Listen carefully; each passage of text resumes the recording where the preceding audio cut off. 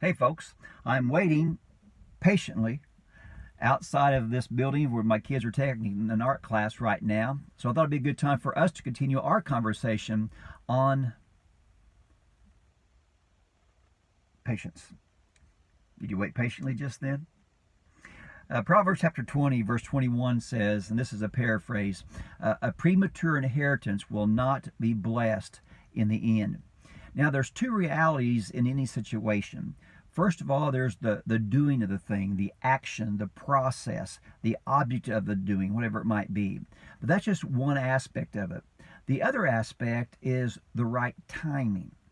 I tell my kids, you might do the right thing, but if you don't do it in the right timing, you can still have catastrophic results.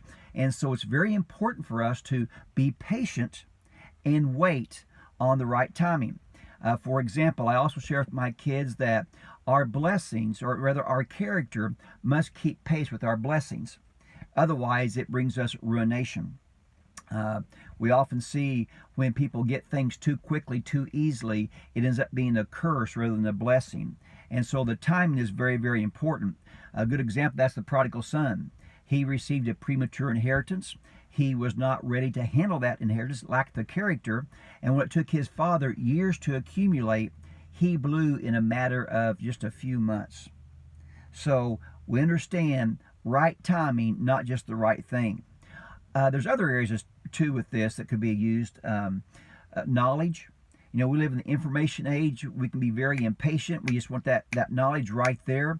And so oftentimes our young people can think because they know something about a subject, or they can talk about it because they've clicked the mouse, that equates to the knowing of everything about it, which we would call wisdom. And if we have knowledge too quickly without wisdom, the result of that is arrogance. So just like a premature inheritance financially can bring us to sensuality, likewise premature knowledge can bring us to arrogance as well. So I hope that makes sense to you. I oftentimes, when a speaker shares something up in front, I'm not too impressed with that. If he has a little charisma, a super PowerPoint presentation, anybody can look good. But when I get impressed with somebody is when a Q&A happens. And when they start to talk about this stuff, you can tell it's their life. They have spent hours and days, weeks, months, years just cultivating the knowledge of this area. That's when I get impressed. So that's kind of what I'm talking about here right now. I tell my kids that prosperity ruins more people than poverty does. And things coming too easy can do more damage than things that are more difficult to come by. I mean, we parents all want to bless our kids, but sometimes we don't want them to have to wait, and we can kind of rush that process as well. And this is where homeschooling shines.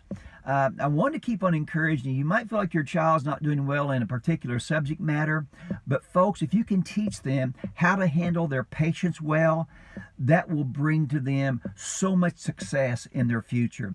Please, please, please don't lose sight of that in the everyday activity. We teach patience in many ways. First of all, the Word of God. What a great time to read Luke chapter 15 and talk about the prodigal son and what his impatience cost him. Another way we teach patience to our kids is by our own example. When we have to wait, do we wait with patience? Do we wait with what I call class? Do we wait with grace? Or are we upset with God because he doesn't move and we want him to move? So our kids can learn from us as well. And thirdly, we can teach patience by helping moderate our kids' own process. We can teach them to wait for certain things. For example, in our home, I encourage our kids to wait a month before they buy something they want. Because oftentimes, by that time the month's over, something else comes along that they want instead, and we start the process all over again. Well, one of my sons wanted to buy something right now, so we loaned him the money, and he had to pay us off.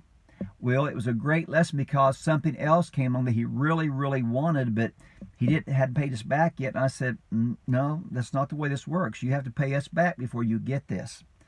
And those are tough lessons as parents, especially when we can afford to do that either in time or money.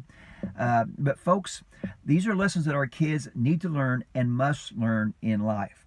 So I hope this is an encouraging time to you. And once again, if you can teach your kids patience, they will be on the road to success in their future. This is Kirk Smith with ICHE's Take 5.